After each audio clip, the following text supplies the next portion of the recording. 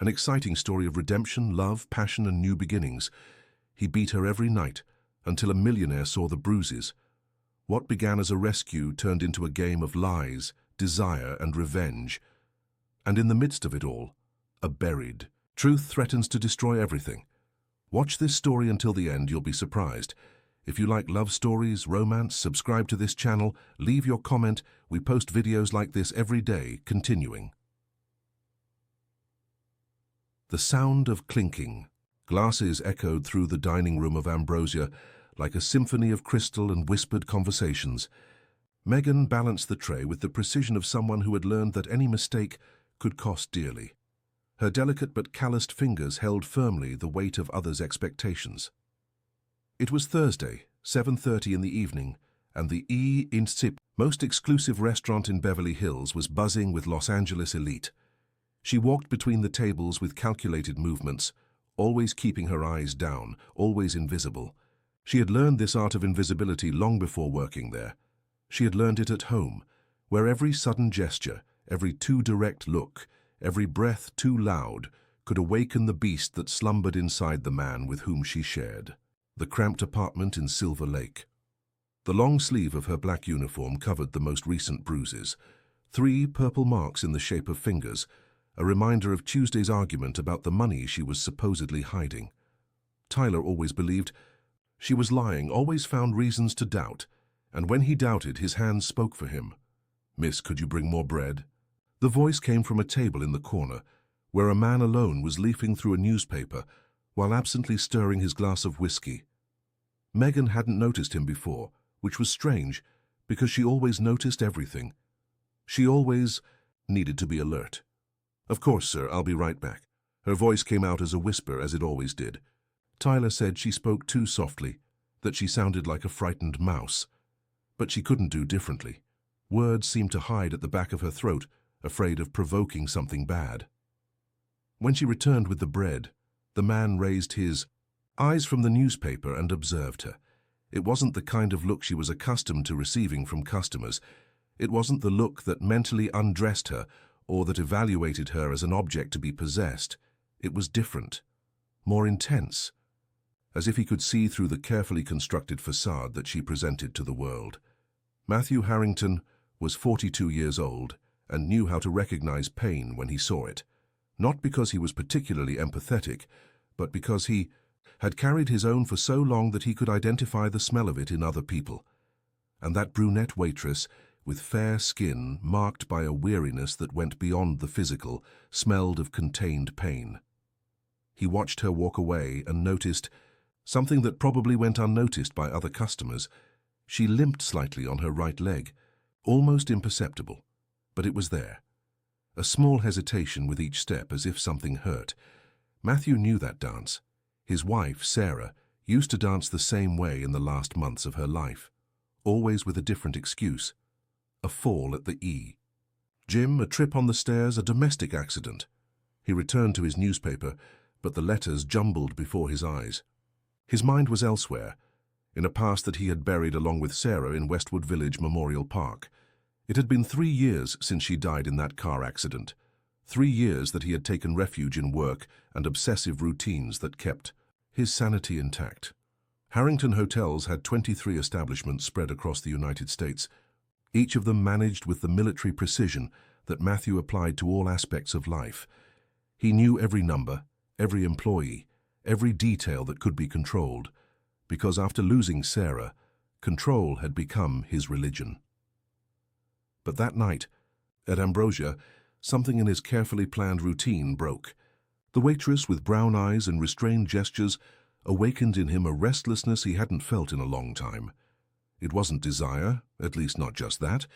It was something more primitive, a protective instinct that he thought had died along with his wife. Megan served 3 more tables before returning to the corner where the solitary man was still reading. This time she observed him more carefully. Brown hair slightly graying at the temples, stubble, blue eyes that seemed to carry the weight of the world. He wore an expensive but wrinkled suit, as if he had slept in it. He wasn't wearing a wedding ring, but there was a clear mark on his left ring finger, as if he had worn one for a long time. "May I remove the plate, sir?" she asked, noticing he had barely touched his food. "Yes." Matthew raised his eyes again, and this time held her gaze. For a few seconds, Megan felt something strange in her stomach, a mixture of fear and curiosity. Normally, she immediately looked away, but there was something in those blue eyes that held her. "Are you all right?" The question came out of his mouth before he could control himself. Matthew was surprised by his own boldness. He wasn't the type of man who intruded on others' lives. He had learned to keep his distance after Sarah, after discovering that sometimes knowing too much about people could be dangerous. Megan blinked several times, as if she didn't understand the question. No one ever asked if she was all right. Tyler certainly never asked. Neither did her co-workers, nor the customers, nor the few friends who remained from a life she barely remembered what it was like before. Yes, sir. I'm fine." The answer came automatically rehearsed. She had repeated this phrase so many times that she almost believed it. Matthew didn't believe it. There was something in the way she held the tray, in the tension of her shoulders, in the way her eyes quickly diverted when someone approached. He knew the signs because he had ignored them before, with consequences that still haunted him. "I'm sorry. It wasn't my business." He left a $50 bill on the table, much more than the cost of the meal. "Thank you for your service." Megan took the money and stared at the bill, confused. Tips of that amount weren't common, especially from customers who barely touched their food. She raised her eyes to thank him, but the man had already left. The rest of the night passed in a blur of orders, platters, and forgotten conversations. But Megan couldn't stop thinking about the stranger's blue eyes. There was something in them that she couldn't decipher. It wasn't pity, which she had learned to recognize and hate. It wasn't desire, which she knew all too well. It was something different, something that made her feel seen, truly seen, for the first time in a long time. When her shift ended, it was already past 11 at night. Megan changed clothes in the tiny employee locker room, discreetly checking if the makeup still covered the marks on her neck. The foundation was coming off, revealing the yellowish edge of a bruise that Tyler had left the previous week. She applied more product, spreading it carefully until the skin looked uniform again. The return bus was almost empty. Megan sat in the back seat, rested her head against the window, and closed her eyes. Soon she would be home, and Tyler would be waiting, probably drunk, probably irritated because she had arrived late, probably with some new accusation to make, some new reason for her to pay for the sin of existing. They had been together for 4 years. In the beginning, Tyler seemed different, caring, attentive, always concerned with her well-being. Megan had fallen for the attention, for the care he showed. She came from a family where affection wasn't common, where hugs were rare and kind words even rarer. When Tyler appeared in her life, she thought she had finally found someone who loved her. The first aggressions were verbal, comments about her appearance, about her work, about her friends. She was too thin, too naive, too stupid. She needed someone to take care of her, to protect her from the cruel world out there. And he was willing to do that as long as she behaved properly. The first slaps came disguised as playfulness. "How you're so distracted," he would say, laughing after hitting her hand harder than necessary. "I need to teach you to pay attention." Megan laughed along, thinking it was affection. When the aggressions became more serious, Tyler always had an explanation. She had provoked him, she had been disrespectful, she had done something wrong. And the next day, he would come back with flowers and apologies, swearing it wouldn't happen again. Megan wanted to believe. She needed to believe. Because if she didn't believe, she would have to admit that once again she had chosen wrong. Once again she had let herself be deceived. The bus stopped in Silver Lake, and Megan got off with a heavy heart. The apartment she shared with Tyler was on the second floor of a building without a doorman, on a street that smelled of garbage and broken promises. She climbed the steps slowly, mentally preparing herself for what would come. The door opened before she could take the key from her purse. Tyler was there, leaning on the doorframe with glazed eyes and the sour breath of someone who had drunk more than they should. He was handsome, Megan had to admit. Dark hair, green eyes, a smile that had once been charming, but the beauty faded when he drank, when the mask of the loving man fell and revealed what was underneath. "You're late." It wasn't a question. It was an accusation. The restaurant was full. It took me a while to clean everything. Megan kept her voice low, neutral. She had learned not to give unnecessary ammunition. "Clean," Tyler repeated the word, as if it were a curse. So now I hate it when you lie to me, Meg." She walked past him toward the bedroom, but he held her arm. Not forcefully, not yet, but firmly enough for her to know she shouldn't try to pull away. "You smell different." He brought his face close, to her neck, inhaling deeply. Man's cologne. Megan felt her heart accelerate. She hadn't talked to any customer beyond what was necessary. She hadn't done anything that could be interpreted as flirting, but Tyler always found something. There was always evidence of betrayal that only he could see. "I didn't," she began, but the words died in her throat when she saw the expression on his face. She knew that look. She knew what came after. "Don't lie to me." His voice was low, dangerously calm. "You know I always find out. You know there's no point in lying." Megan closed her eyes and prepared for the storm. It was always like this. First came the accusations, then the interrogation, then the punishment. She had learned to endure, had learned to disconnect from her own body when things got ugly. But that night, for the first time in a long time, she found herself thinking about something else. She thought about the blue eyes of the man in the restaurant, the way he had asked if she was all right, the genuine kindness that was in his voice. And for a moment, just a moment, she wondered what it would be like to be seen by someone who didn't view her as property. Tyler released her arm and went to the kitchen, returning with a beer in hand. Megan took the opportunity to go to the bathroom, where she washed her face and removed her makeup. In the mirror, she saw the reflection of a woman she no longer recognized. When had she become so small? When had she accepted that this was love? She touched the mark on her neck, still sensitive. Tomorrow she would have to use makeup again, invent a new lie for colleagues who might notice. It was a cycle that repeated itself week after week, month after month, and she didn't know how to get out of it anymore. When she returned to the bedroom, Tyler was lying on the bed, scrolling through his phone. He didn't raise his eyes when she entered, but spoke in a low voice. "Tomorrow you're going to stop working at that place." Megan stopped digging through her uniform. "What?" "You heard me. I've already arranged a job for you at a diner nearby. Lower salary, but at least you won't be offering yourself to rich guys." "I don't offer myself to anyone, Tyler. I just work." He dropped his phone and sat up on the bed, looking at her with an expression she couldn't decipher. "You're different today, more talkative." Megan felt the danger in his voice.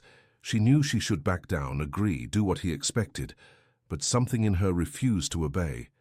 Maybe it was the memory of those blue eyes, or maybe it was simply the tiredness of pretending everything was okay. "I'm not going to leave Ambrosia." The words came out before she could control herself. "I like working there." The silence that followed was deafening. Tyler got up slowly, like a predator that had just identified its prey. Megan knew she had crossed a line, but she couldn't bring herself to regret it. For the first time in 4 years, she had said no. "You like it?" He repeated the words, savoring them. "You like showing yourself off to men, is that it?" "That's not it." "Then explain to me why you're challenging me." He approached, and Megan instinctively backed away.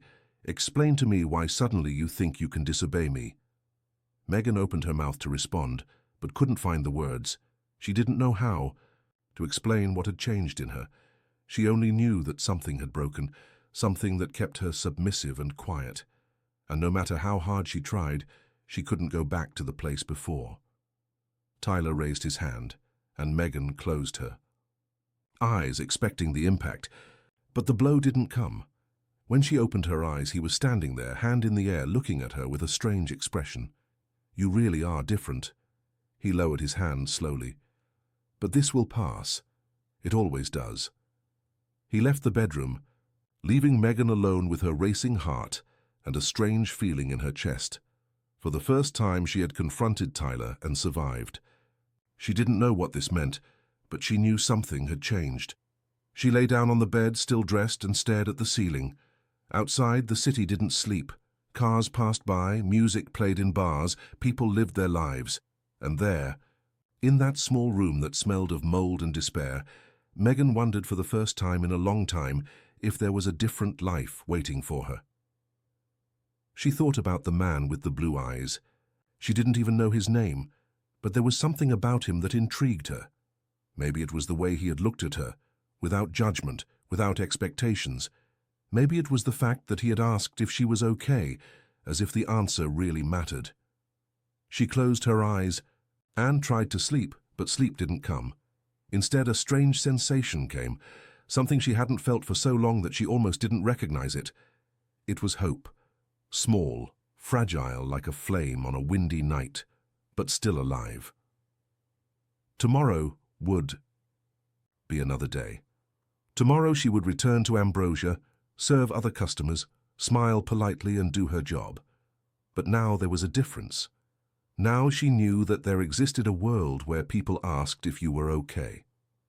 And that, as small as it was enough to keep the flame alive. In the living room, Tyler finished another beer and broke the bottle against the wall.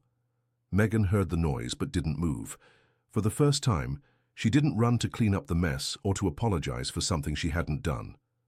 She stayed in bed, eyes closed, holding tight to that new sensation that had been born in her chest. And outside, Los Angeles continued alive, indifferent to the dramas that unfolded in small apartments and wounded hearts. But that night, something had changed. Something small but significant enough for two lives to begin approaching a collision that would change everything. Matthew couldn't sleep that night. He stayed on the terrace of his apartment in Westwood, watching the city lights go out one by one, while smoking his third cigarette in a row. He had quit smoking 2 years ago, shortly after Sarah's funeral. But some nights required old vices to withstand the ghosts that insisted on visiting him. The waitress from Ambrosia had awakened something in him that he thought was dead. It wasn't desire, although she was beautiful in a subtle way, almost hidden beneath loose uniforms and submissive posture. It was something deeper, more dangerous. It was recognition. As if he looked at her and saw Sarah 3 years ago, trying to hide the marks that appeared with increasing frequency on her neck, arms, back. He had ignored the signs with Sarah. He had chosen to believe the flimsy excuses, the explanations. That made no sense. The tears she shed when she thought he wasn't looking. He had chosen the cowardice of denial because confronting the truth would mean admitting that the man he considered his best friend was a monster. Jason Reed. 20 years of friendship thrown away on a December night when Matthew returned early from a business trip and found Sarah on the kitchen floor with a split lip and Jason standing beside her, his hands still clenched into fists. The argument that followed was brutal, loaded with truths that both preferred to keep buried. Jason accused Matthew of emotional neglect, said that Sarah came to him looking for the affection she didn't receive from her husband. Matthew responded, with his fists, with a violence he didn't know he carried inside him. When it was all over, Jason had left their lives forever. But the damage was already done. Sarah was never the same. She became even more withdrawn, even more fragile. And 3 months later, on a rainy March night, she lost control of the car on the Pacific Coast Highway and crashed into the guardrail. The report said accident, but Matthew knew that his wife had chosen not to brake. Now, 3 years later, he was seeing the same signs in another woman, and this time he couldn't afford the luxury of cowardice. The next morning, Matthew cancelled his meetings and drove to the Harrington Hotel's office in downtown Los Angeles. He needed information, and he knew exactly who to look for. Marcus Williams was his head of security for 15 years, a former police officer who had learned not to ask unnecessary questions, but who always got the answers Matthew needed. "I need you to find out everything about a person." Matthew handed a paper with the little he knew. "Megan works at Ambrosia in Beverly Hills. Brunette, brown eyes, around her early 20s. Marcus looked at the paper and then at Matthew. "May I ask why?" "No." The grey-haired man nodded. He had worked for Matthew long enough to know when not to insist. How much time do I have? 24 hours. While Marcus took care of the investigation, Matthew tried to focus on work. There was an important merger happening with an Argentine hotel chain, contracts to review, spreadsheets to analyze. But his mind insisted on returning to the waitress with careful gestures and eyes that seemed to carry the weight of the world. At 7 in the evening, he was back at Ambrosia.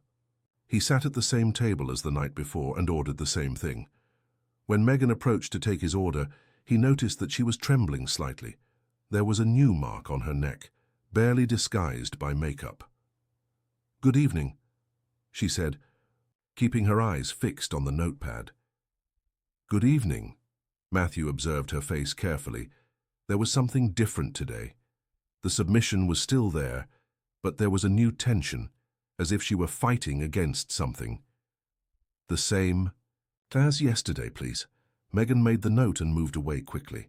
Matthew watched her serve other tables, noting how she avoided eye contact with all customers, how she kept her shoulders curved forward, as if trying to make herself even smaller than she already was. When she returned with his order, he decided to risk it. "May I ask a personal question?" Megan stopped in the middle of placing the plate on the table. Her eyes widened slightly, and she looked around as if checking if anyone was listening. "I don't know, sir." "Do you have a boyfriend?" The question made her take a step back. Matthew saw fear pass through her eyes like a shadow, quick but unmistakable. "Why do you want to know?" "Because I'm worried about you." The words came out more directly than he had planned. Megan stood there, holding the tray as if it were a shield, processing what he had said. Nobody worried about her. At least nobody who didn't have ulterior motives. "You don't know me," she finally said. "No, but I recognize the signs." Megan felt something cold run down her spine. What signs? What could he see that she thought she was hiding so well? She looked at her own hands, checking if the makeup on the marks was still in place. "I don't know what you're talking about." "Your makeup is coming off," Matthew said gently. "There on your neck." Instinctively, Megan put her hand to her neck, trying to cover the mark that Tyler had left the night before. It hadn't been a planned aggression, just a moment of anger, when she refused to hand over the tip money she had earned. He said he needed it to buy beer. She said the money was hers. The argument escalated quickly. I fell. The lie came out automatically, rehearsed. Fell with your neck on something that had 5 fingers. The gentle sarcasm in his voice made her look directly at him for the first time. In his blue eyes, she didn't see judgment or pity. She saw understanding. And that was almost worse than pity, because it meant he really knew. "I need to work," she said, trying to move away. "Wait." Matthew lightly held her arm, and Megan involuntarily flinched. He released immediately, raising his hands. "I'm sorry, I didn't mean to frighten you." "You didn't. Lie." Any unexpected touch frightened her now, even gentle touches, especially gentle touches, because she had learned that they could turn into closed fists without warning. "What's your name?" "Megan." "Megan," he repeated as if testing the sound. "I'm Matthew." She nodded, not knowing what to do with the information. Customers didn't usually introduce themselves, especially not customers who asked personal questions and who seemed to see through the lies she told herself. "Megan, may I give you my card?" Matthew took a business card from his pocket.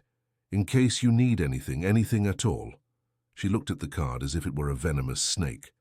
"Why?" "Because I've been on the other side of this situation, and because I know sometimes a person needs help to get out." "I don't need to get out of anything." The denial came too quickly, too loudly. Some customers at nearby tables looked in their direction. Megan lowered her voice. "I'm fine." "I know you're fine." Matthew placed the card on the table.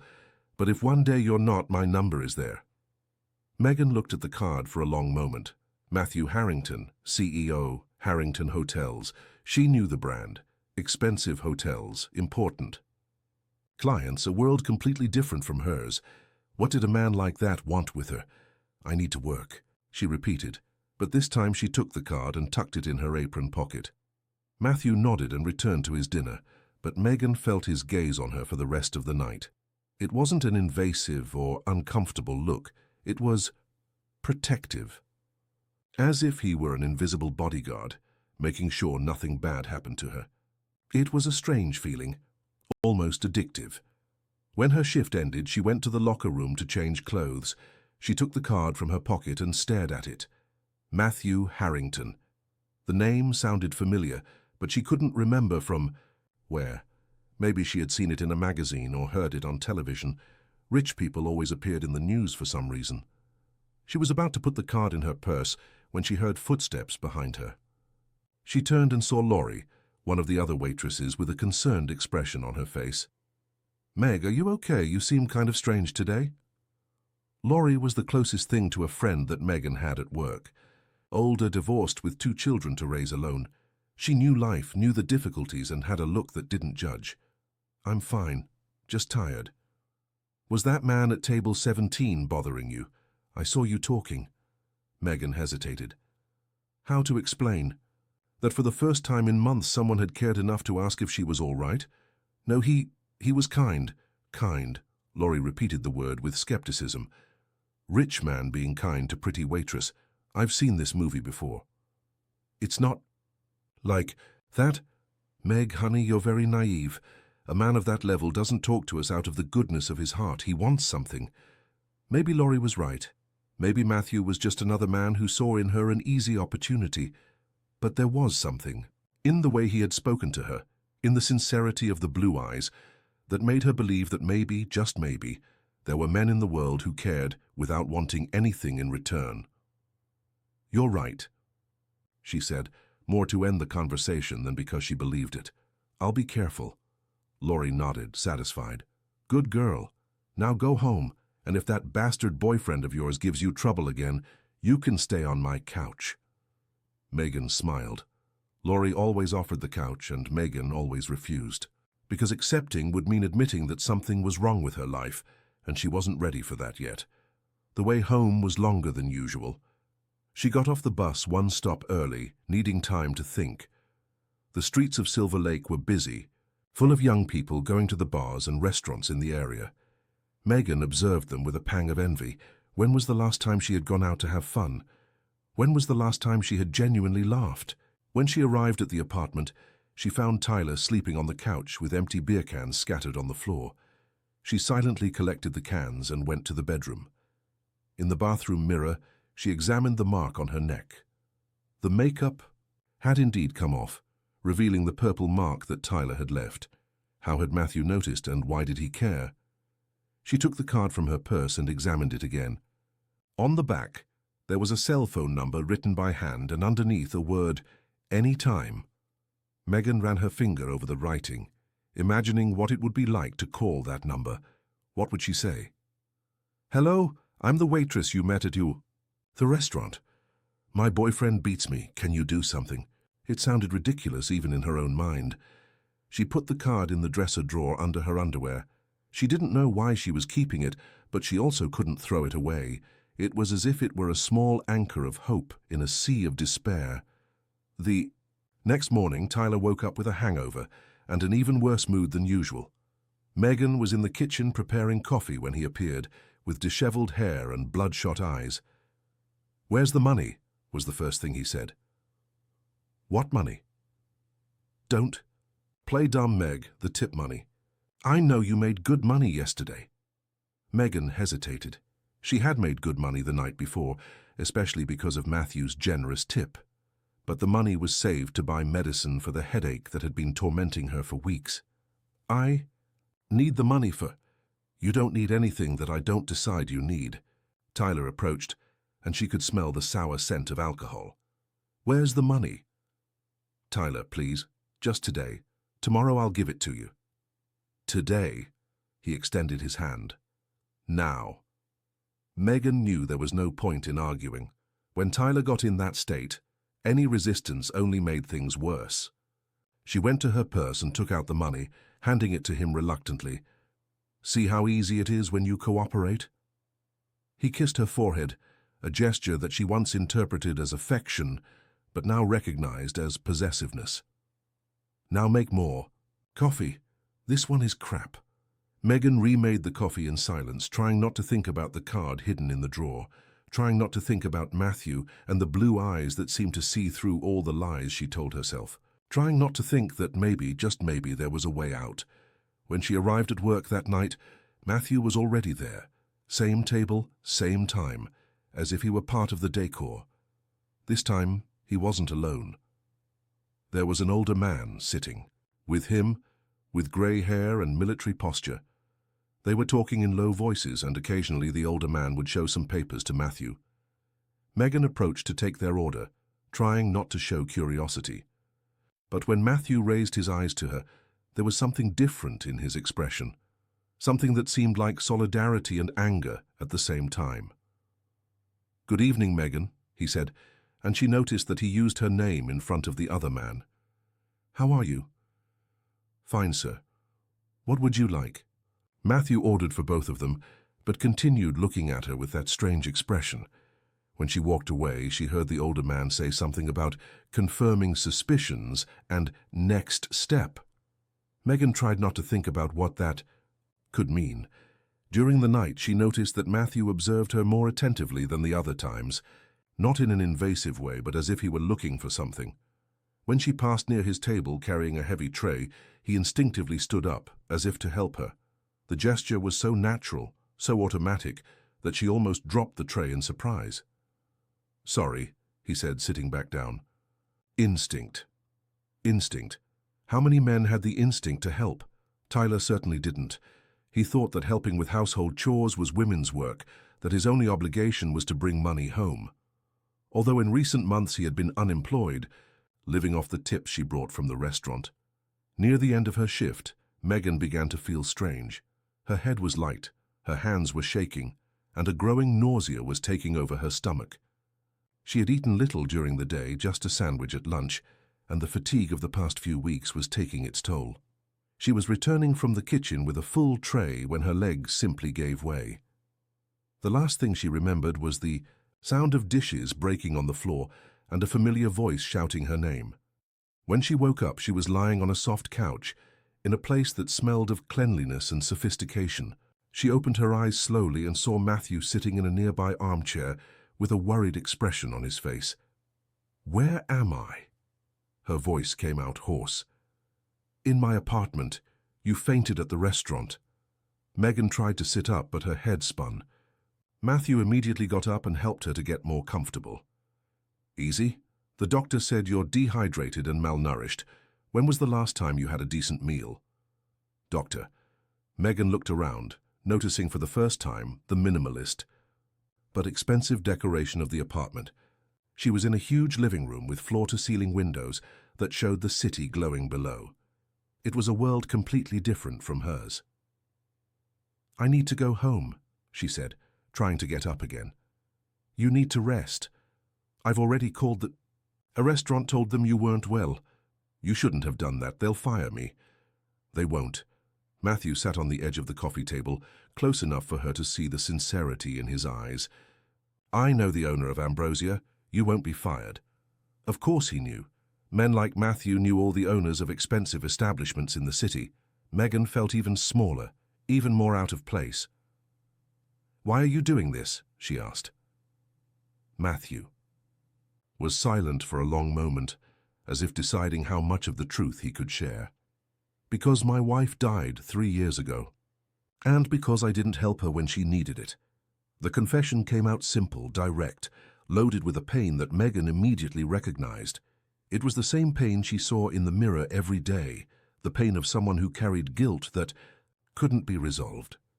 "I'm sorry," she said, and she truly was. She was in a situation similar to yours, and I pretended not to see because it was easier than confronting the truth. Megan felt her heart race. "I don't know what you're talking about." "I know you don't." Matthew got up and went to the kitchen, returning with a glass of water and some medicine. "But when you do know, when you're ready to know, I'll be here." She took the medicine in silence, processing his words. There was a gentleness in Matthew's voice that she wasn't used to hearing. There were no demands, no emotional blackmail, just an offer of help, without counterparts. "I should go home," she said again, but without much conviction. Is your home where a man beats you? The question was asked with such softness that Megan almost didn't hear it. When she processed the words, she felt tears burn in her eyes. No one had ever said that out loud, not even herself. You don't need to talk about it now. Matthew sat in the armchair again, keeping his distance. But you need to know that there are options. There are always options. Megan stayed there for another hour, drinking water and eating the crackers that Matthew brought from the kitchen. They talked about trivial things, work, the city, the books she liked to read when she had time. Matthew was a good listener, asked questions that showed genuine interest in her answers. When she finally said she needed to leave, he didn't try to convince her to stay. He just called a taxi and said he would pay the fare. In the elevator, he gave her another card. "This has the address of my apartment," he said, "in case you need a safe place to stay." Megan put the card in her pocket, along with the first. 1.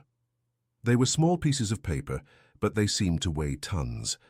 They represented possibilities that she didn't know if she had the courage to explore. When she got home, Tyler was awake, pacing the living room like a caged animal. He turned when she entered, and the expression on his face made her stop at the door. "Where were you?" "I fainted at work. They had to take me to the hospital." "Which hospital?" The question caught her off guard. The Cedar Sinai." "Cedar Sinai," he repeated, approaching. "Rich people's hospital. Who paid?" Megan felt the danger in his voice. "The work insurance." "Lie." Tyler stopped right in front of her, so close that she could feel his breath. "Do you think I'm an idiot, Meg?" "Don't think anything, Tyler. I'm tired. I just want to—" The slap came without warning, strong enough to make her head spin. Megan put her hand to her face, feeling the taste of blood in her mouth.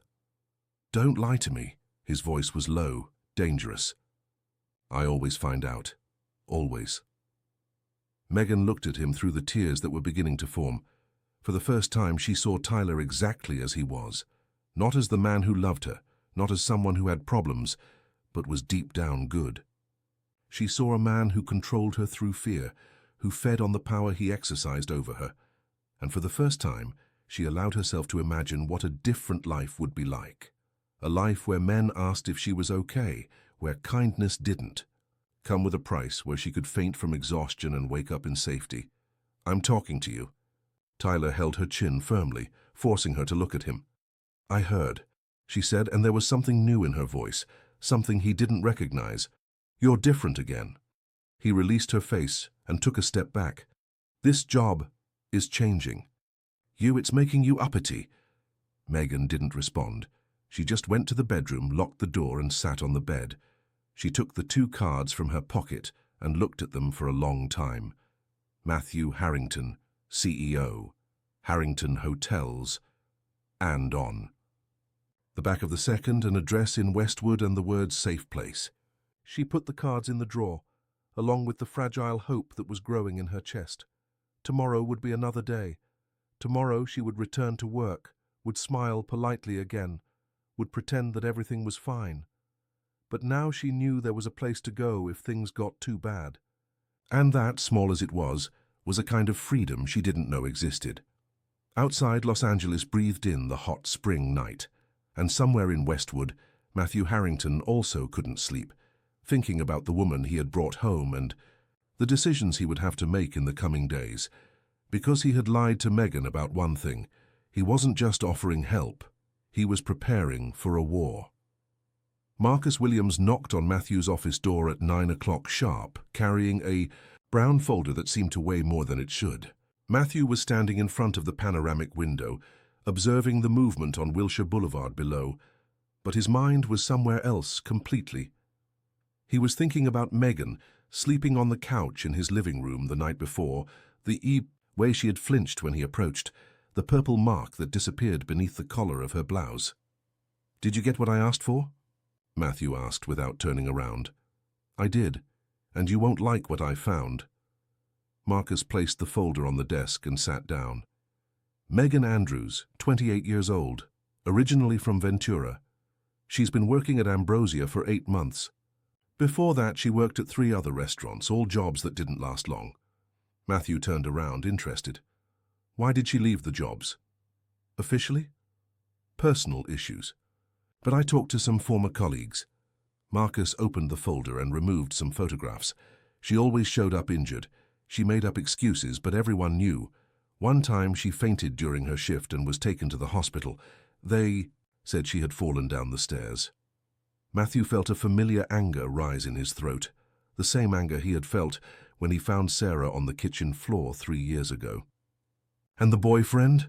Tyler Wilson, 32 years old, and here's where it gets interesting. Marcus pulled out another series of documents. Unemployed for 6 months, but before that, he worked for a construction company. A construction company. That, coincidentally, was subcontracted by Harrington Hotels for minor renovations. Matthew approached the desk, his heart beating faster. Continue. He knows you, Matthew. He worked on at least 3 of your projects between 2018 and 2019. There are records of him being at the hotel sites in Palm Springs and the spa in Big Sur. Marcus made a significant pause. And there's something else. He knew Sarah. The silence that followed was deafening. Matthew sat down slowly in the chair, processing the information. Tyler hadn't just been his best friend in his youth. They had reconnected professionally, and Matthew hadn't even known. What do you mean he knew Sarah? There are records of phone calls between them in the last 6 months before her death. Many calls, and Marcus hesitated as if he didn't want to continue. There are reports that he was seen at your building several times when you traveled for work. Matthew closed his eyes, feeling the world spin. It all made sense now. The changes in Sarah's behavior, the way she got nervous when he returned from a trip, the marks that appeared and disappeared. Jason hadn't appeared on that December night by chance. He was a constant presence in their lives, a shadow that Matthew had been too blind to notice. There's one more thing. Marcus removed a photograph from the folder. It was a photo of Megan leaving the apartment in Silver Lake, but she wasn't alone. Tyler was behind her, his hand possessively placed on the small of her back. This photo was taken last week. Notice his body language. This isn't love, Matthew, it's possession. Matthew studied the photograph carefully. Tyler looked older, harder than he remembered. There was an arrogance in his posture, a cruelty in his eyes that Matthew recognized belatedly. How had he been so blind? How had he not seen the monster his former friend had become? Where is he now? Unemployed, living off her tips, drinks a lot, frequents some bars in Silver Lake, has a history of fights and disturbing the peace, but was never arrested for domestic violence. Probably because she never reported it. Matthew put away the photographs, feeling the weight of responsibility on his shoulders. It wasn't just about Megan now. It was about Sarah, about all the chances he had missed to do the right thing. It was about redemption. I want you to continue investigating. I want to know everything about his routine, where he goes, who he talks to, how much he drinks. Everything. Matthew. Marcus leaned forward, his expression serious. I know what you're thinking. But you can't solve this with your own hands. If he hurt Sarah, if he's hurting Megan, justice. Justice didn't work for Sarah. Matthew stood up, ending the conversation. And it won't work for Megan if I don't do something. While Matthew was discovering the extent of Tyler's betrayal, Megan was on the other side of the city, trying to hide the bruises from the night before. The slap that Tyler had given her had left a red mark on her face that makeup couldn't completely cover. She had told Laurie that she had hit her face on the cabinet door, a lie that sounded false even to herself. You need to stop this nonsense, Laurie said as the two organized the tables for lunch. Everyone knows that bastard beats you. Laurie, please. No, Megan, it's past time someone told you the truth. The older woman stopped what she was doing and looked directly at her. My sister died at the hands of a man like that. He had started with slaps, then punches, then I don't want the same thing to happen to you. Megan felt tears burn in her eyes. She knew Laurie was right, knew that the violence would only increase with time, but leaving seemed impossible. Where would she go? How would she support herself? Tyler controlled everything, the money, the friends, even where she worked. It's not that simple, she murmured. Yes, it is. You just need to have courage. Courage. a word that seemed to have been erased from Megan's vocabulary a long time ago. When was the last time she had made a courageous decision? When was the last time she had defended herself? Lunch passed quickly, and soon the restaurant began to fill for dinner. Megan hoped that Matthew would appear, but 7:30 came and went with no sign of him. 8 o'clock, 8:30. At 9 at night, she began to worry. She didn't know why, but his absence made her uneasy. She was cleaning a table in the corner when she felt a hand touch her shoulder. She turned around expecting to see Matthew, but found a man she didn't immediately recognize. Tall, dark hair, green eyes that observed her with an intensity that made her instinctively back away. Megan? The voice made her freeze. It was a familiar voice, but different. Softer, more polite than she was used to hearing. It took a few seconds for her to recognize Tyler, dressed in a dark suit she had never seen before. Tyler, what are you doing here? I came to get you. He smiled, but there was something wrong with the smile. Something forced. I thought we could have dinner together somewhere nice. Megan looked around, nervous. Tyler had never appeared at her workplace before. He said fancy restaurants were a waste of time, that she thought she was better than she really was for working there. What had changed? I'm still working. I already talked to the manager. He said you can leave early today. Tyler moved closer and put his arm around her waist, a gesture that seemed affectionate, but that she felt like a handcuff. Come on, love. We haven't had a real date in a long time. Megan had no choice. She picked up her purse from the locker room and left with Tyler, ignoring Laurie's worried look. On the street, he guided her to a car she didn't recognize, a black sedan that looked expensive. Whose car is this? Borrowed from a friend. Tyler opened the door for her, another unusual gesture. Get in. During the journey, Tyler was strangely polite. He asked about work, commented on the traffic, even turned on the air conditioning when he noticed she was uncomfortable. But Megan knew Tyler too well to be fooled. Something was happening, something he wasn't telling her. They stopped in front of a sophisticated restaurant in West Hollywood, the kind of place that Tyler always criticized as rich people stuff. Megan was even more confused when the valet came to get the car, and Tyler handed over the keys as if it were routine. Tyler, what's going on? Nothing's going on. Can't I treat my girlfriend well? He placed his hand on her back, guiding her into the restaurant. You deserve good things, Meg. You always have. The restaurant was elegant, full of executives and well-dressed couples. Megan felt out of place in her simple work clothes, but Tyler didn't seem to care. He ordered expensive wine, talked about plans for the future, even mentioned the possibility of getting married soon. Marriage? Megan almost choked on the wine. Since when do you want to get married? Always have. Just been waiting for the right moment. Tyler held her hand across the table. I found a new job. A good thing, with a decent salary. We can rent a better apartment, have a better life. What job? Private security for important people. He paused, studying her face. People you know. Megan felt a chill down her spine. What do you mean? That man who's been talking to you at Ambrosia. Matthew something, you know him well? The question was asked casually, but Megan noticed the tension in his voice. It was a trap. She didn't know how, but she knew it was a trap. Not really. He's just a customer. A customer who took you home when you fainted. Megan's heart raced. How did Tyler know that? She hadn't told anyone about going to Matthew's apartment. She hadn't told anyone. How do you know that? Los Angeles is a small city, love. People talk. Tyler squeezed her hand, but it wasn't an affectionate gesture. It was a warning, especially when a waitress spends the night at a millionaire's house. I didn't spend the night. He took me home after I felt better. Of course he did. Tyler released her hand and leaned back in his chair. Matthew Harrington, owner of Harrington Hotels, a very powerful man, very rich, and apparently very interested in my girlfriend. Hearing Matthew's full name made Megan realize how little she really knew about him. Matthew Harrington, Harrington Hotels. She had seen the name in magazines, heard it on news broadcasts. He was one of the richest businessmen in the country. What did a man like that want with her? I didn't know he was all that. Of course you didn't. Men like him are very clever. They know how to win over naive women. Tyler leaned forward, his voice low and dangerous. But I know exactly who he is, and I know what he wants. Tyler, you're scaring me. I'm not trying to scare you, love. I'm trying to protect you. He signaled for the waiter to bring the check.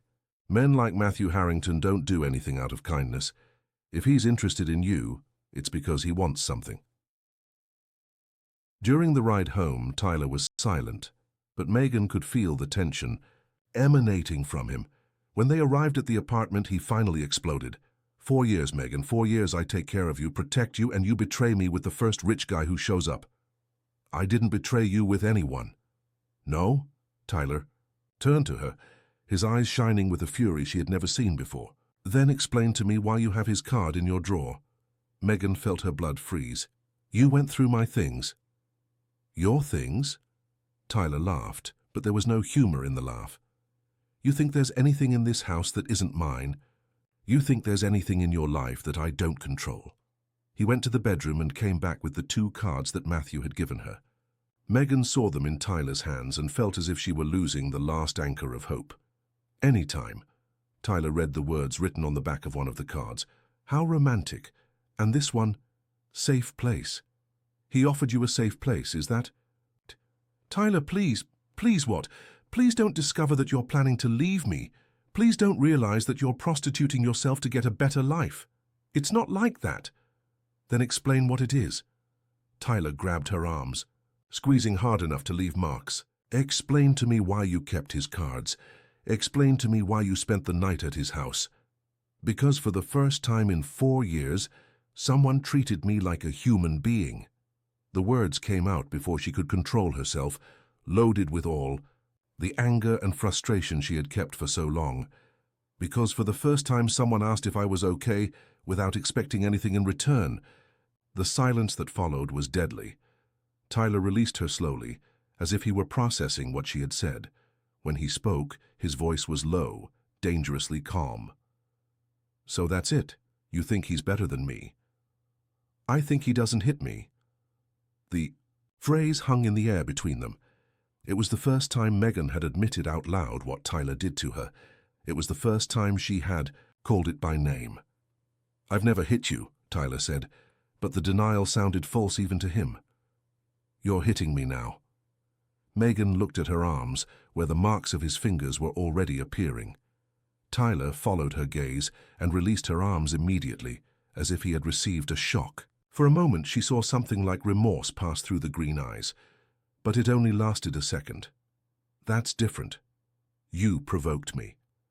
I always provoke, don't I? It's always my fault. Megan, no. For the first time in 4 years, she interrupted him. I won't listen to your excuses. I won't pretend everything is okay. I won't keep lying to myself. Tyler took a step back, as if he were seeing a stranger in place of the submissive girlfriend he knew. He filled your head with ideas, didn't he? Made you think you're worth more than you really are. Maybe I am. Maybe I always have been. The words came out with a strength that surprised Megan herself.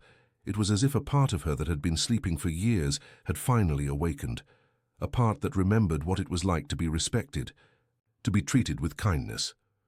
You're not going anywhere. Tyler went to the door and turned the key in the lock, putting it in his pocket. And you're not going to work at that restaurant anymore. You're not going to see that man again. You can't keep me prisoner here. I can and I will until you return to normal. Tyler sat on the couch, blocking the path to the door. Until you remember who really loves you. Megan stood in the middle of the living room, processing what was happening. Tyler had locked the door.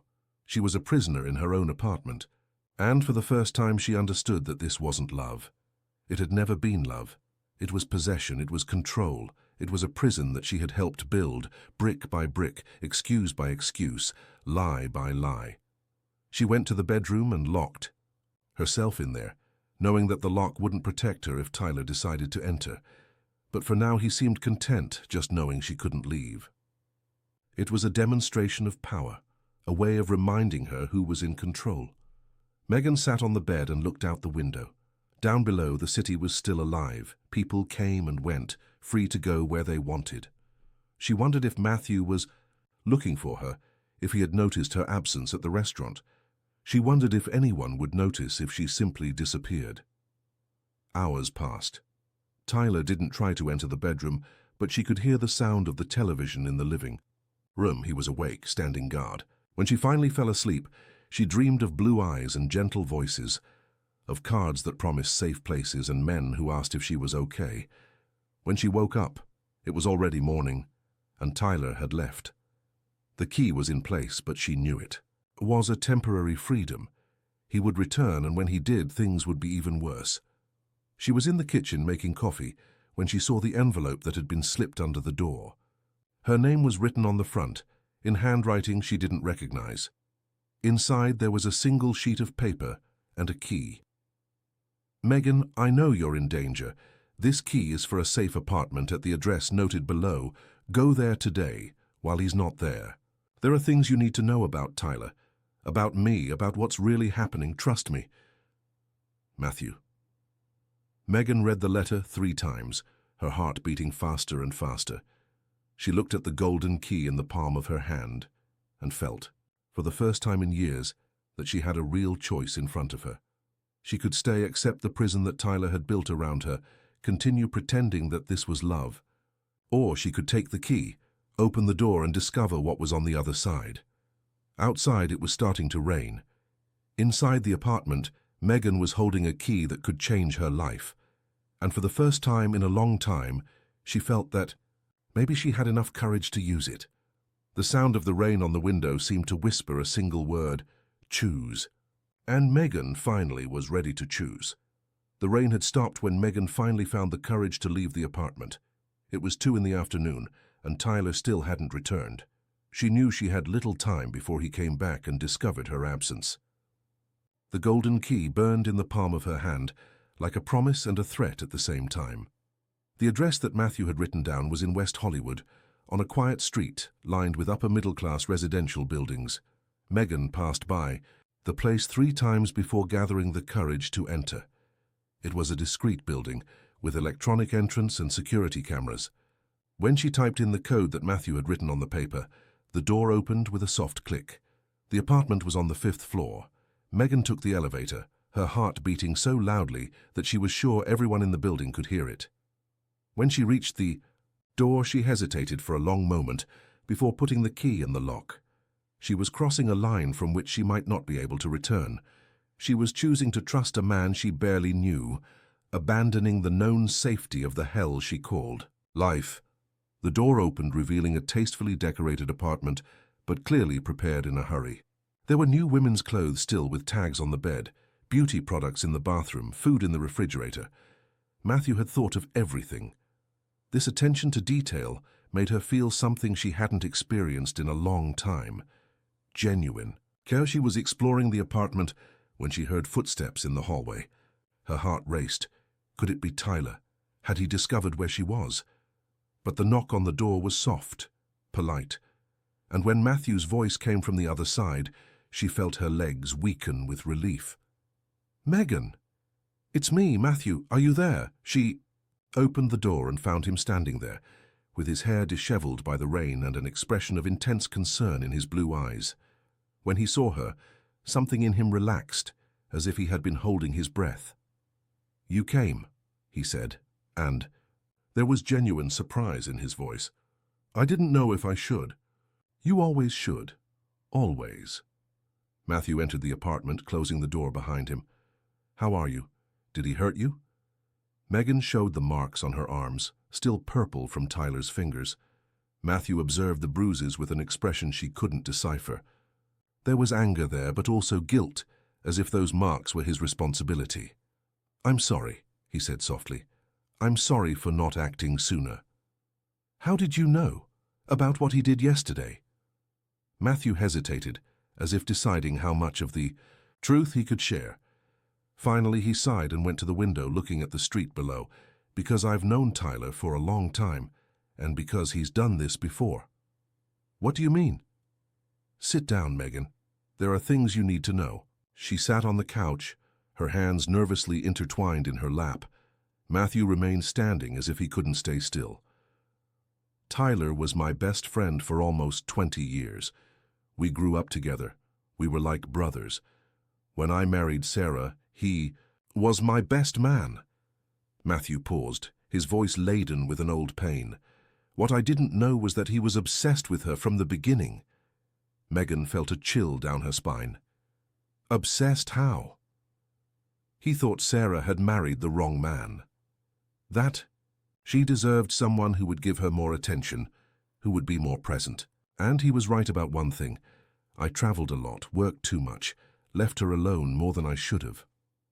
Matthew turned to her, his eyes full of remorse. Tyler offered to keep her company when I wasn't around. Said it was to protect her, to take care of her, and I believed him. For 2 years I believed he was being a good friend. What happened? The same thing that's happening to you. Matthew approached but maintained a respectful distance. First he isolated her from her friends, said they were no good, that they only wanted to use our wealth. Then he began to criticize everything she did, how she dressed, how she spoke, how she treated me. He said it was for her own good, that he loved her too much to see her make mistakes. Megan recognized the pattern immediately. It was exactly what Tyler did to her. The isolation, the criticism, the possessiveness disguised as love. And you didn't notice. I noticed she was changing, becoming more withdrawn, more nervous, but when I asked, she said everything was fine. And Tyler always had an explanation. She was depressed, needed time. I didn't know how to take care of her properly.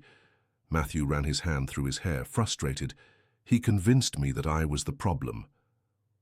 When did you discover the truth? On a December night, 3 years ago. I came home early from a trip and found Sarah on the kitchen floor with a split lip and a black eye. Tyler was standing next to her, his hands still clenched into fists. Megan put her hand to her mouth, horrified. My God. The argument we had was brutal. Tyler said that Sarah had thrown herself at him, that she was trying to seduce him to make me jealous, said he only rejected her and she became hysterical, that he only held her so she wouldn't hurt herself more.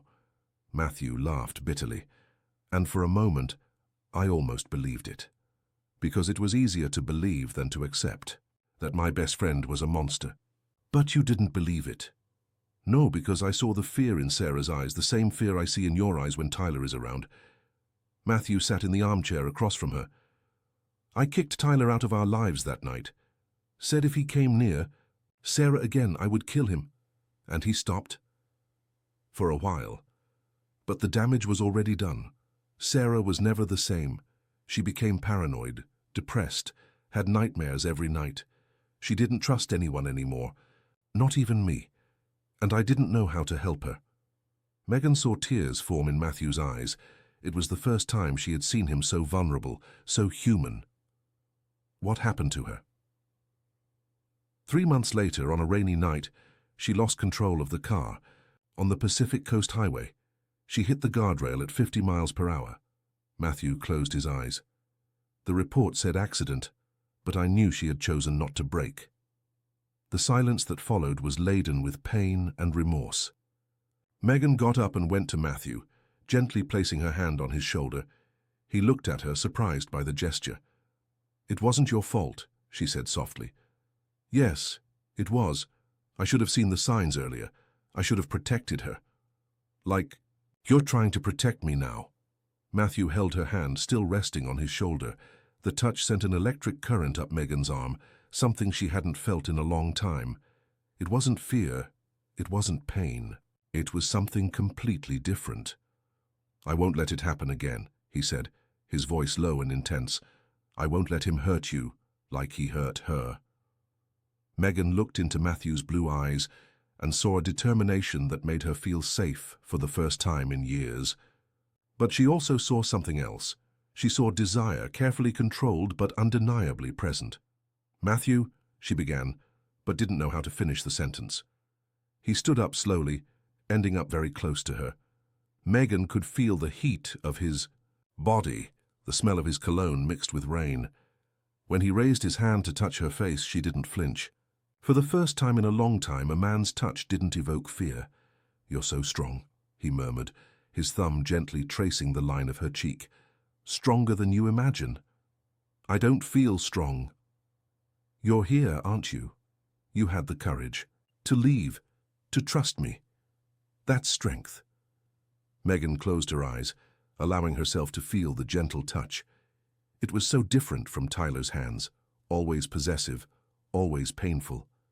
Matthew's hands were gentle, respectful, as if she was something precious that could break. "There's one more thing you need to know," Matthew said, taking a step back. "Tyler didn't stop pursuing you and Sarah by chance. He has a plan." "What kind of plan?" Matthew went to a table in the corner and picked up a folder that Megan hadn't noticed before. Inside were photographs, documents, reports. "My head of security discovered that Tyler has been watching you for months. Even before you started dating, he knew who you were, where you worked, what your routine was." Matthew showed her the photographs. "He chose you, Megan. It wasn't a coincidence." Megan looked at the photos, feeling nauseated. There were images of her leaving work, arriving home, shopping. Tyler had stalked her like a predator studying its prey. "Why? Why me?" "Because you work at Ambrosia. Because he knew I would eventually show up there. It's one of my favorite restaurants. He wanted to meet me again, but not directly. He wanted me to see you, to become interested in you. I don't understand." Matthew hesitated, as if the next words were particularly difficult to say. "He wants to destroy me, Megan. He wants to make me pay for taking Sarah away from him. And the best way to destroy me is to do to me what he did to her." The realization hit Megan like a punch to the stomach. "He used me to get to you." "Yes, but I don't think he expected things to evolve like this. He didn't expect you to develop enough strength to resist him, and he certainly didn't expect me to discover who he really was." Megan sat heavily on the couch, processing the information. Her entire life with Tyler had been a lie. The relationship, the love he claimed to feel, everything had been an elaborate staging to get to Matthew. "He never loved me," she said, "and it wasn't a question. Men like Tyler don't know how to love, they only know how to possess." Matthew sat beside her, close enough to offer comfort but respecting her space. "But that doesn't diminish your pain. It doesn't make it easier." "I feel so stupid." "You're not stupid. You're a victim. There's a difference." Megan looked at Matthew, seeing the sincerity in his eyes. "And now? What happens now?"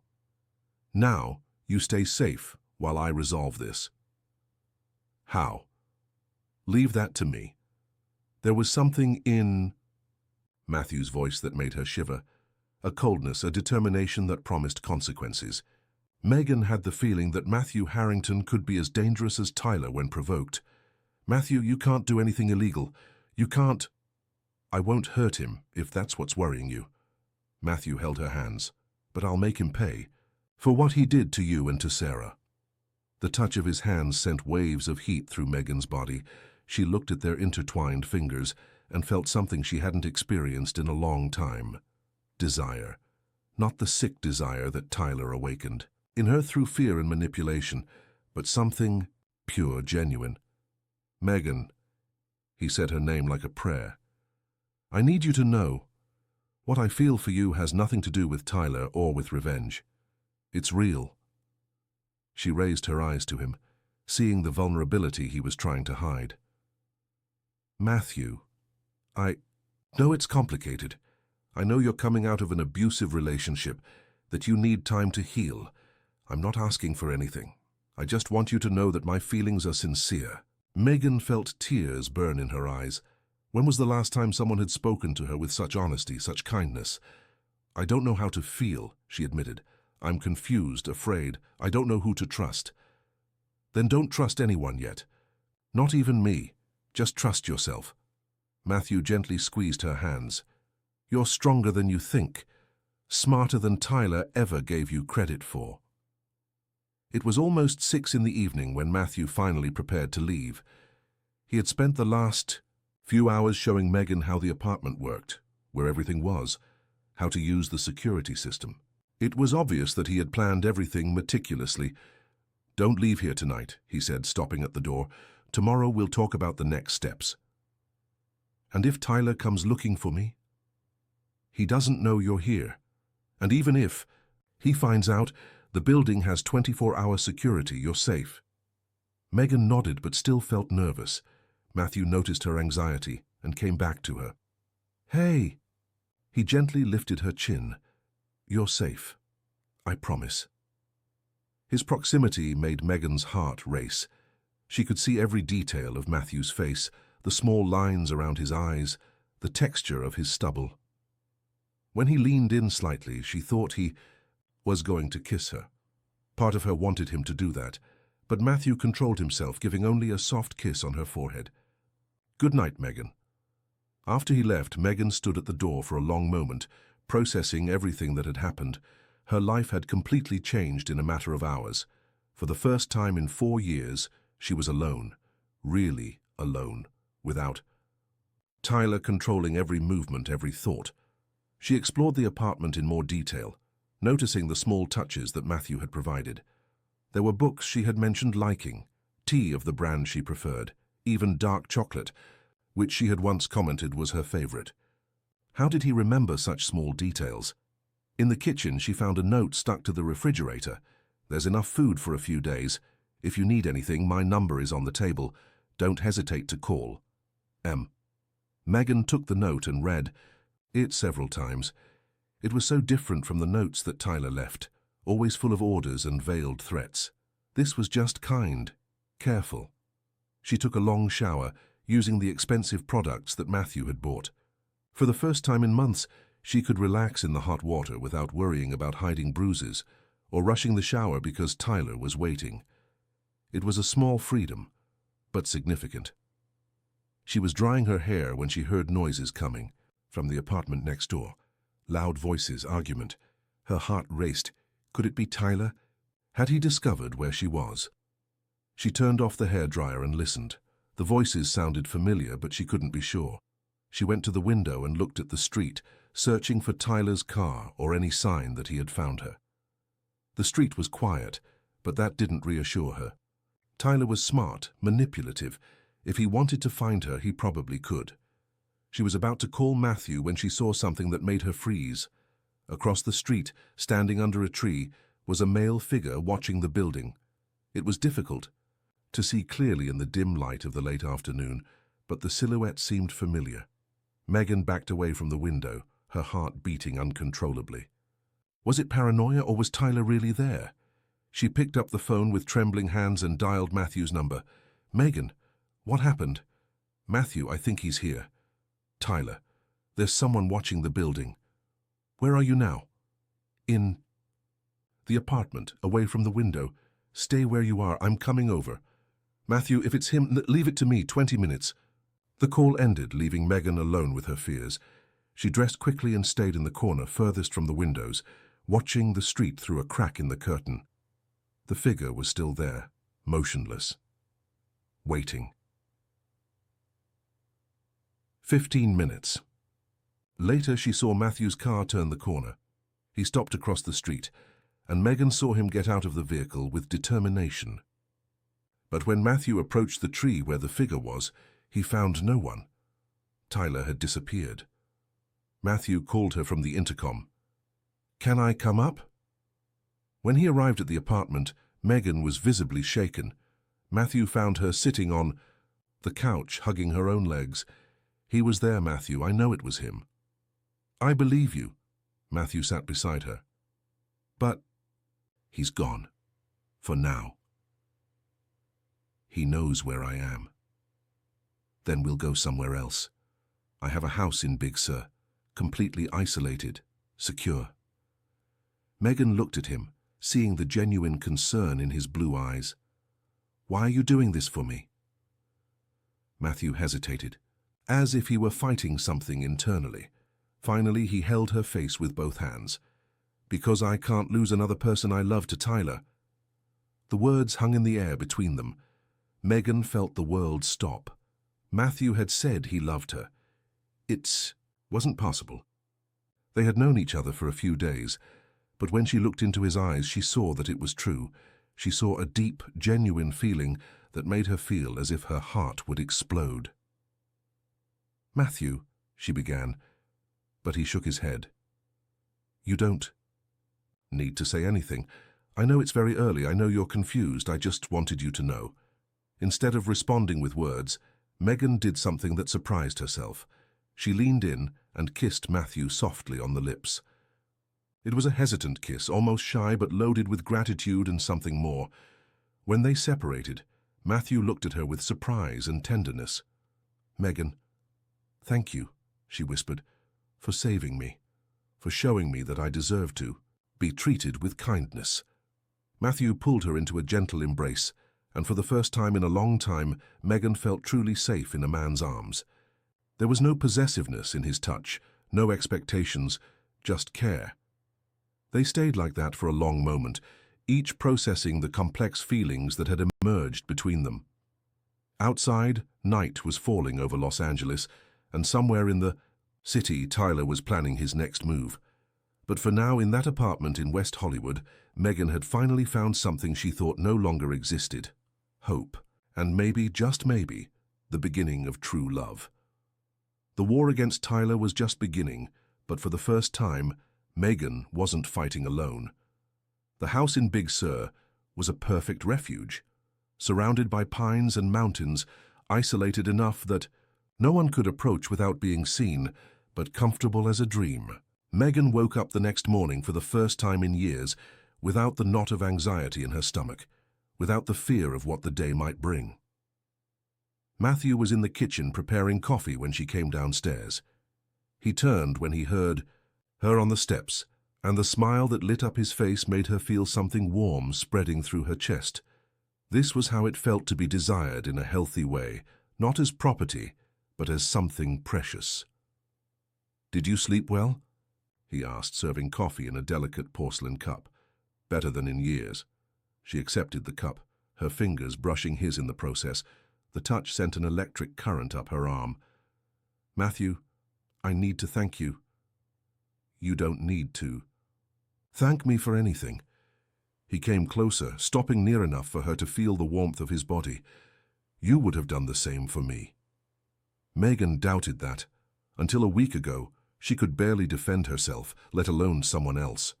But there was something in the way Matthew spoke, in the confidence he placed in her, that made her believe that maybe he was right.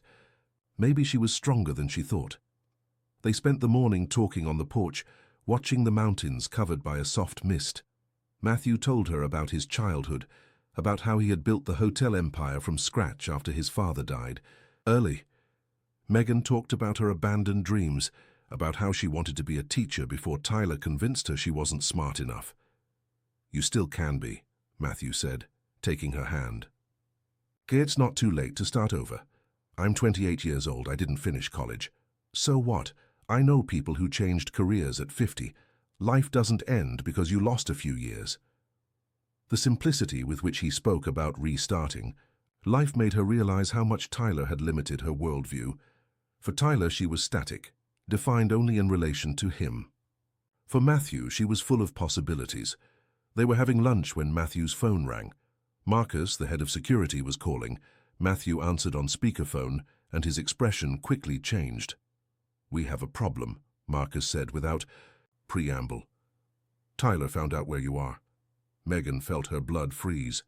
"How?" "He has contacts, people who owe him favors, and he's coming there with 2 more men. We estimate they'll arrive in 2 hours.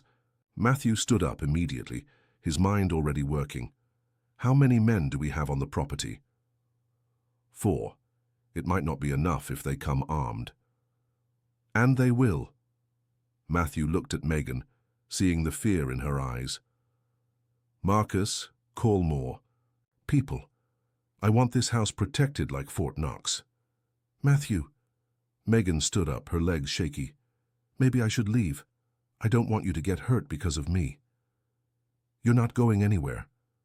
Matthew held her by the shoulders, looking directly into her eyes. "I won't let him take you. Never again." The determination in his voice was absolute, unquestionable.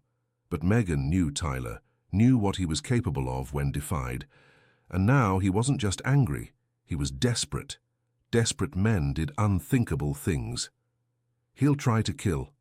Me, she said softly, and he'll try to kill you too. Then we'll be ready for him. The 2 hours that followed were of intense preparation. Marcus arrived with 6 additional men, all ex-military, all armed. The house was transformed into a fortress. Cameras were checked, entry points were reinforced, escape routes were planned. Matthew insisted that Megan stay in the master bedroom, upstairs, with 2 guards at the door. She protested, saying she didn't want to be treated like a fragile doll, but he was inflexible. "It's not about you being fragile," he said, holding her face. "It's about me not being able to concentrate if I'm worried about your safety." She wanted to argue, but she saw the sincerity in his eyes. Matthew wasn't trying to control her like Tyler did. He was trying to protect her because he loved her. There was a huge difference between the 2 things. "Promise me you'll be careful," she whispered. "I promise." He kissed her gently, a kiss full of promises and hope. "When this is over, we'll talk about our future. Together." The word "together" echoed in Megan's mind as she climbed the stairs. A future together. It was such a strange concept that she could barely visualize it, but she wanted it. God, how she wanted it. Tyler arrived exactly when Marcus had predicted. Megan was at the bedroom window when she saw 3 dark cars coming up the access road. Her heart raced when she recognized Tyler in the passenger seat of the first car. Even from a distance, she could see the anger in his posture. Matthew was downstairs with Marcus and the other men, monitoring the approach through the security cameras. When the cars stopped in front of the house, he saw Tyler get out of the vehicle with a gun in his hand. The other 5 men who accompanied him were also armed. "He brought a small army," Marcus murmured. "Then it's good that we have a bigger one." Matthew checked his own weapon, a Glock that he hoped he wouldn't have to use. "Remember, the objective is to protect Megan. Everything else is secondary." Tyler's voice echoed from outside, amplified by a megaphone he had brought. "Matthew, Harrington, I know you're in there with my girlfriend. Send her out and no one gets hurt." Matthew picked up his own megaphone and responded. "She's not your girlfriend, Tyler. She's a free woman making her own choices." "Free?" Tyler's laugh sounded sinister. "You think you know her, Matthew? You think you know who she really is?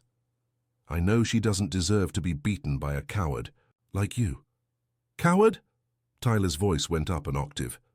"I'm not the coward here, Matthew. You are. Just like you were a coward with Sarah." The name of his dead wife made Matthew clench his teeth. Tyler knew exactly where to hit to cause the most pain. Leave Sarah out of this. Why? She didn't like being left out of things, especially when you traveled and she was left alone, needy, wanting attention. Matthew felt a blind rage rise in his throat. Tyler was insinuating that Sarah had cheated on him, that she had given herself voluntarily. It was the same lie he had tried to tell on that night 3 years ago. "You raped her," Matthew shouted back. "And then you killed her when she threatened to report you."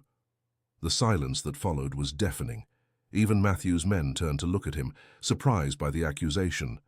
Matthew had never spoken aloud about his suspicions regarding Sarah's death, but the words came out before he could control himself.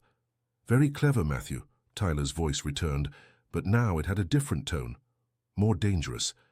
"Always too clever for your own good. It's true, isn't it? You killed Sarah." "She killed herself, Matthew, because she couldn't live with the guilt of what she had done, of what we had done together." Tyler's words were like daggers to Matthew's heart. He knew they were lies, manipulations designed to confuse him, but they still hurt, because deep down, a part of him had always wondered if he had lost Sarah to another man before he lost her to death. Upstairs, Megan listened to the conversation through the internal intercom and felt nausea rise in her stomach. Tyler was doing what he always did, distorting the truth, manipulating the facts to make himself the victim. But now she could clearly see the lies that had confused her before. "He's lying," she said to one of the guards. "I need to go down. Mr. Harrington's orders are for you to stay here." "You don't understand. I know Tyler. I know how he operates. Matthew is being manipulated, and I'm the only one who can stop this." Before the guard could react, Megan ran. Out of the room. She knew the house well enough now to find a back staircase that would take her to the kitchen without passing through the main room. When she reached the ground floor, she found Matthew standing near the front window, the megaphone in his hand, an expression of pain and confusion on his face. He was believing Tyler's lies, letting the poisonous words corrode his confidence. "Matthew," she touched his arm gently. "Don't believe him." Matthew turned, surprised and irritated that she had come down. "Megan, you should be listening to him lie about your wife? No." She took the megaphone from his hands. "My turn." Before Matthew could stop her, Megan went to the window and shouted outside, "Tyler, it's me you want to talk to, isn't it?" The answer came immediately. "Megan, my love. Finally. That man washed your brain, didn't he? Made you believe I'm the villain of the story." "You are the villain of the story, Tyler, and it took me too long to realize." "Meg, darling, you're confused. Matthew manipulated you, made you think things that aren't true, but I forgive you. Come out here and let's talk alone. So you can beat me again, so you can lock me in the apartment, so you can control me like you always have. I never controlled you. I protected you. I loved you when no one else loved you." "Lie." Megan's voice came out louder and firmer than she knew it could. "You never loved me. Love doesn't hurt. Love doesn't humiliate. Love doesn't isolate." Matthew watched Megan with growing admiration. She was confronting Tyler, saying all the truths that she had kept for years. She was the strong woman he always knew she could be. "You know nothing about love," Tyler shouted back, the mask of the loving man finally falling. "You're an ungrateful bitch who doesn't deserve anything I did for you." "And there's the real Tyler," Megan said, now speaking more to Matthew and the men around her than to Tyler. "When he loses control, he shows who he really is. If you don't come out of there in 5 minutes, I'm coming in to get you. Try." Megan's response was simple, defiant. Matthew looked at her with surprise and pride. "I'm not the scared woman you knew anymore. I'm not your property." Tyler didn't respond with words. Instead, he signaled to the men he had brought. They spread out around the house, looking for weak points to enter. "Now we'll see what you're really made of," Marcus said, checking his weapon. "They're going to try to get in." What followed was a carefully orchestrated invasion. Tyler's men tried to enter through the back, while he and 2 others attacked the front. But Matthew and Marcus were prepared. The house became a battlefield, with shots being fired from both sides. Megan took refuge behind the kitchen counter with Matthew, her heart beating out of control. It was her first real shooting, and the sound of bullets ricocheting off the walls was terrifying.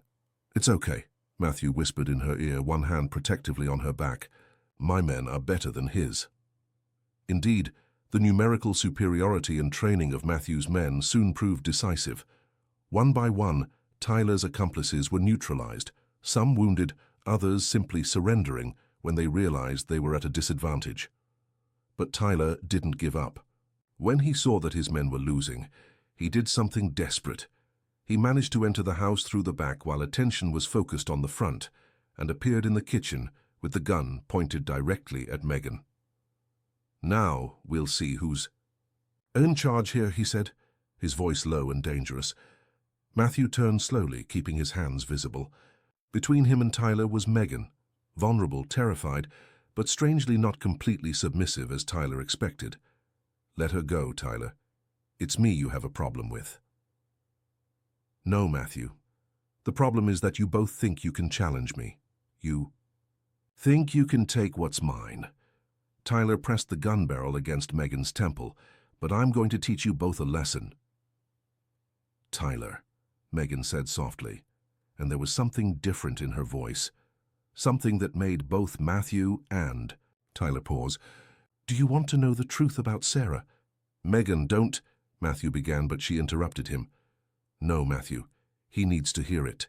She looked directly into Tyler's eyes. "I know what you did to her. I know why she died." Tyler stood motionless, but Matthew saw something change in his expression. Fear. For the first time, Tyler was afraid. "You don't know anything." "Yes, I do. Because you do the same thing to me that you did to her." Megan spoke with a surreal calmness, as if she didn't have a gun pointed at her head. First you isolate, then you humiliate, then you hit, and when the person threatens to leave, you beg for forgiveness and promise to change. Shut up. But Sarah was different from me. She had resources, had family, had a way out. That's why you had to kill her, because she was going to report you. I said shut up. Tyler's shout echoed through the kitchen. He was losing control, exactly as Megan expected. Men like Tyler couldn't stand being exposed, couldn't stand having their lies dismantled publicly. She didn't kill herself, Megan continued, her voice gaining strength. You forced her to get into that car. You sabotaged the brakes, and then you pretended it was an accident. Lies! It's the truth and you know it. Megan turned slowly to face him, ignoring the gun. Just as you know you never loved me. Just as you know you're a weak, pathetic man who only feels powerful when he's hurting women. She went too far. Tyler completely lost control, moving the gun to shoot Megan. But Matthew was waiting for this moment. He lunged forward, grabbing Tyler's arm and deflecting his aim. The two men fought for control of the gun. Matthew was taller and stronger, but Tyler fought with the desperation of a man who had nothing left to lose. The gun fired once, the shot lost in the ceiling. Megan backed away, watching the fight with her heart in her throat. For a moment, it seemed that Tyler would manage to free himself from Matthew and grab the gun again. But then Marcus appeared. At the kitchen door, his own gun pointed at Tyler. Drop the weapon or I'll shoot. Tyler looked between Matthew and Marcus, calculating his chances. Then, in a last desperate move, he released the gun and lunged toward Megan, his hands going straight for her neck. If I can't have you, no one can. It was Tyler's final mistake. Megan, who had spent 4 years learning to anticipate his violent movements, was ready. When he lunged at her, she ducked and used his own momentum against him, making him trip and hit his head against the stone counter. Tyler fell to the floor, dazed but still conscious. Matthew immediately immobilized him, while Marcus called the police. It's over, Matthew said, looking at Megan with a mixture of admiration and relief. It's really over. Megan looked at Tyler on the floor, bleeding from his head, finally helpless. It was strange to see him like this, small and pathetic, after so many years fearing his strength. She felt many things, relief, anger, sadness, for the woman she had been. But she didn't feel pity. Tyler had made his choices, and now he would have to live with the consequences. The police arrived 20 minutes later, along with an ambulance to take care of the wounded. Tyler was arrested, charged with home invasion, illegal possession of a weapon, attempted murder, and after a deeper investigation that Matthew promised to finance, probably murder for Sarah's death. When they were finally alone, Matthew and Megan sat on the porch watching the sun set over the mountains.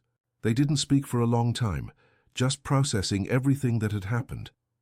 You were amazing today, Matthew said finally. I was terrified. But you still faced him. You said everything that needed to be said. Matthew took her hand. You're not the same woman I met at the restaurant. No, I'm not. Megan intertwined her fingers with his.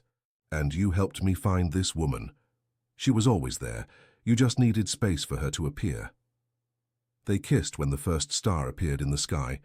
It was a different kiss from the previous ones, no longer hesitant or full of fears. It was a kiss of two adults who had gone through the fire and come out the other side together. Matthew, Megan said when they separated, about our future. You don't need to decide anything now. We can go slow at your pace. And what if I don't want to go slow? The question caught him by surprise. He looked at her, searching for signs of doubt or fear, but found only certainty. I'm 38 years old, he said softly. I've been married, I've lost important people. I know that true love is rare, precious. I don't want to waste a minute if you're sure. I'm sure, Megan leaned in and kissed him again. For the first time in my life, I'm absolutely sure of something. 6 months later, Megan was standing at the altar of a small church in Big Sur, wearing a simple but elegant dress, with Matthew by her side. Laurie was there, proud as a mother, along with other colleagues from the restaurant. Marcus was Matthew's best man, and even the detective who had handled Tyler's case was present. Tyler had been sentenced to 20 years in prison after an investigation that revealed sufficient evidence about Sarah's death. The case gained prominence in the media, and many other women came forward to tell their own stories about violent men. Megan had become a kind of symbol of resistance, but she preferred to think of herself simply as a survivor. During the months of preparation for the wedding, she had returned to studying. Matthew had insisted on paying for college, but she had refused, preferring to use her own savings and work part-time while studying. It was important for her to prove, especially to herself, that she could be independent. "Do you take Matthew as your husband?" the priest asked. "I do," Megan responded, looking into the blue eyes that had become her safe harbor. "Forever." When they kissed to seal the marriage, she felt something she had never experienced before. Complete peace. There was no fear, no doubt, no inner voices saying she didn't deserve to be happy. The party was small but joyful, held in the garden of the house where they had taken refuge during the crisis. Matthew had transformed the place into something magical, with lights hanging between the trees and tables decorated with wildflowers. During the waltz, Megan rested her head on Matthew's shoulder and whispered, "Thank you." "For what?" "For showing me that I wasn't broken, just lost." Matthew twirled her, smiling when she laughed with pure pleasure. "And thank you for showing me that I'm still capable of loving. We're quite a pair, aren't we?" The best. A year. After the wedding, Megan had graduated in education and was working at a public school in Los Angeles. Matthew had sold Harrington hotels and created a foundation to help women victims of domestic violence. They lived in a cozy house in West Hollywood, close enough to the city for work, but with a large garden where Megan cultivated her flowers. On a Sunday morning, they were having coffee on the porch when Megan announced she had news. "I'm pregnant." Matthew almost dropped his coffee cup. "Really?" "Really." She showed the pregnancy test she had taken in the early morning. 2 months. Matthew picked her up and spun her around, both laughing like children. When he put her down, he knelt and kissed her, still flat belly. "Hi, little one," he whispered. "Your daddy and your mommy already love you very much." Megan ran her fingers through his hair, feeling her heart overflow with happiness. Who would have thought that the woman who had left that apartment in Silver Lake, hurt and hopeless, would become this? Wife, student, future mother, complete woman. Matthew. "Do you think we'll be good parents?" He stood up and held her face with both hands. "I know we will, because we know what it's like not to be loved, and we'll do everything so that our child never feels that." That afternoon, they went to visit Sarah's grave. Matthew had started going there regularly after the wedding, no longer carrying guilt, but bringing gratitude, because in some strange way the tragedy of her death had brought Megan into his life. "Thank you," he said to the tombstone, while Megan placed fresh flowers in the vase, "for giving me strength to not give up on love." When they left the cemetery, the sun was setting over Los Angeles. The city was buzzing with life, full of stories like theirs, some tragic, others redemptive, all human. Megan looked at the horizon and thought about the woman she had been and the woman she had become. There were scars, physical and emotional, that she would always carry. But they no longer defined her. They were just reminders that she had survived, that she had found the strength to start over, that she had chosen love over fear. "What are you thinking about?" Matthew asked, following her gaze. "About how quickly life can change, about how sometimes salvation comes from where we least expect it. And if you had to do it all again, would you go through all that to get here?"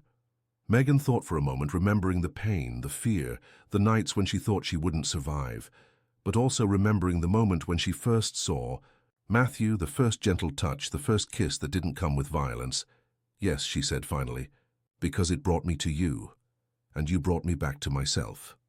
They returned home hand in hand, two survivors who had found in love not just passion, but redemption. And as Los Angeles prepared for another night, they prepared for the rest of their lives together. In prison, Tyler still dreamed of control and possession, But his dreams no longer had power over reality. Megan had chosen freedom, and once a woman truly chooses to be free, nothing in the world can imprison her again. Love had won. Not the sick love that hurts and controls, but the love that heals, that strengthens, that liberates. True love. And Megan Andrews Harrington, she had insisted on keeping the surname she had built on her own, finally knew the difference.